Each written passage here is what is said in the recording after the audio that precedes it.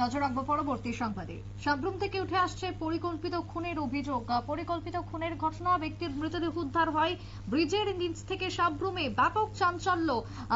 জানা যায় সাব্রুম আগরতলা জাতীয় সড়ক, সেখানে প্রায় 8:30টার দিকের ঘটনা। যদিও গতকালকে রাত্রের এই ঘটনা, গাড়ি দুর্ঘটনার প্ল্যানিং করে সাব্রুম আগরতলা জলেপা আমতলী ব্রিজের নিচে মৃত ব্যক্তিকে রেখে বা পরিকল্পিতভাবে খুন করে রেখে আসা হয়, এমনটাই অভিযোগ সাব্রুম থেকে উঠে এসেছে। গতকাল রাত্রের ঘটনায় ব্যাপক চাঞ্চল্য। কি বক্তব্য সাব্রুম থেকে, শুনুন। লোক রাস্তার পাশে পড়ে রয়েছে। লোকের নাম কি? লোকের নাম রঞ্জিত দেবনাথ। আমরা জলেপা লোকালেরই। বয়স আনুমানিক 50 এভাব হবে। তো উনাকে এমন একটা কেস হয়েছে যে তানের দুইটা পা মানে একই পজিশনে 4 ইঞ্চি ডিস্টেন্স হবে অথবা দুইটা পজিশনে আমরা যতটুকু দেখেছি, দুইটা পজিশনে তার পা ভেঙে গেছে এবং পুরো সামনের সাইড, ফ্রন্ট সাইড, মানে রাস্তার মধ্যে কোনো একটা ব্যক্তিকে যেরকম শেষরায়া লয়ে যায় ওরকম একটা স্পট পড়ছে। তো এটা মার্ডার না কি এটা তো আমরা ঠিক জানি না।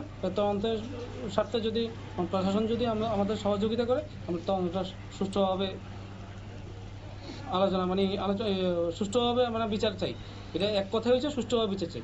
আপনারা পুরা জলভাবাসী হিসেবে এটাই আপনারা কি ইয়ে করবেন? জলভাব হিসেবে আমরা সব ড্রাইভার, উনি একজন ড্রাইভার আসলো। হ্যাঁ, তো ওই সুবাদে আমরা এখানে সব ড্রাইভাররা একত্রিত হয়েছে, যতজন সম্ভব হয়েছে রাত্রিবেলা যারা খবর পাইছে। আমরা কালকে ওনার আত্মার সদ্গতি হিসাবে আমরা সাব্রুম স্ট্যান্ডে যত যান আছে ছোট বড় সব গাড়িগুলো না চালানোর জন্য আমরা সামিল হয়েছি। কালকে আমরা স্ট্যান্ডে কোনো গাড়ি। আপনাদের কাছে কি মনে হইতেছে? এটা কি? আমার কাছে মনে হইতেছে সাসপেক্টেড, নট অ্যাক্সিডেন্ট। সাসপেক্টেড বলতে এটা পা দুইটা ভাঙা আছে, মানে কেমন জানি এটা একটা মানে অ্যাক্সিডেন্ট মনে হইতাছে না, সন্দেহমূলক। ডাক্তার নিজেই কইছে, আমার কাছে মনে হইতাছে না এটা অ্যাক্সিডেন্ট, মানে পরিকল্পিত হইতে পারে। এটাই প্রশাসনের তদন্তক্রমে প্রশাসন যেটা তদন্তক্রমে সুষ্ঠু বিচার করে। আমার নাম এএসআই পান্নালাল বণিক। এটা কোন হাসপাতাল? এটা সাব্রুম মহকুমা হাসপাতাল। আপনি কি পোস্টে আছেন স্যার? হ্যাঁ, কি পোস্টে আছেন? আমি এএসআই পুলিশ। কিতে হয়েছে স্যার কোন সাবরুমে? এটা খবর পাইছি যে জলবাদে একটা ইনসিডেন্ট হয়েছে। তখন আমরা বেসে যাইয়া এখন যাওয়ার আগে ফায়ার সার্ভিস গিয়ে একজন লোককে হচ্ছে স্পট ডেড। আমার নাম হয়েছে রঞ্জিত দেবনাথ, বয়স 50। বাবার নাম লেট জগবন্ধু দেবনাথ, বইয়ের জলভা বাজারের সাথেই বাড়ি ওনার সাবরুম।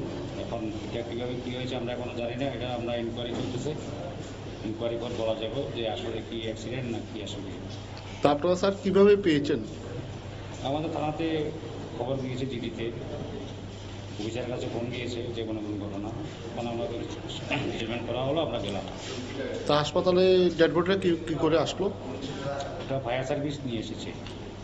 তো ফায়ার সার্ভিস খবর পাওয়ার পর ফায়ার সার্ভিস জানানো হয়েছে, ফায়ার সার্ভিস গিয়ে এটা এখান থেকে আনে হাসপাতালে দিয়েছে। হাসপাতালে ডাক্তারবাবু কি বলেছে? ডাক্তারবাবু কি বলছে? ডাক্তারবাবু তো মৃত বলে ঘোষণা করেছে। তারা অনেক চেক আপ করে কিন্তু মারা গেছে, ব্রড ডেড, মানে এখানে আসার আগেই মারা গেছে। এটা নিয়ে আপনার মানে ময়নাতদন্তে যাবেন? হ্যাঁ, তদন্তে চলে যাবেন? হ্যাঁ, প্রতি তদন্ত হবে। এটা তদন্ত ছাড়া তো কিছু বলা যাবে না। তদন্ত সাব্রুম থেকে শুনলেন আপনারা একের পর এক বক্তব্য। যদিও গতকালকের এই ঘটনা, সেখানে খুন করা হয় বলে অভিযোগ। মৃত ব্যক্তির নাম অজিত দেবনাথ, বয়স আনুমানিক 50 বছর। পিতার নাম জগবন্ধু দেবনাথ, পূর্ব জলেফা গ্রাম পঞ্চায়েতে তাদের বাড়ি। যদিও প্রশ্ন উঠে আসছে, জাতীয় সড়কের গাড়ি দুর্ঘটনায় মৃত্যু হয় তাহলে কি করে জলেফার আমতলী ব্রিজের নিচে দুর্ঘটনাগ্রস্ত মৃত ব্যক্তির দেহ উদ্ধার হলো?